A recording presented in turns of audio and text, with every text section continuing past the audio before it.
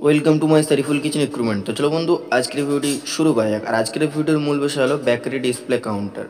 আর এই কাউন্টার যদি আপনাদের পছন্দ হয়ে থাকে, তো ডিসক্রিপশন নাম্বার আছে এবং ভিডিওর উপরে নাম্বার আছে, নিয়ে যোগাযোগ করতে পারো এবং অর্ডার করতে পারো। আর কাউন্টারটা প্রথম থেকে লাস্ট পর্যন্ত দেখতে থাকবে, তাহলে ভিডিওটা বুঝতে পারবে যে কেমনভাবে কি কাউন্টারটা বানানো হয়েছে, ঠিক আছে। আর একটা এসি আছে। তো চলো ভিডিওটি প্রথম থেকে লাস্ট পর্যন্ত দেখতে থাকি।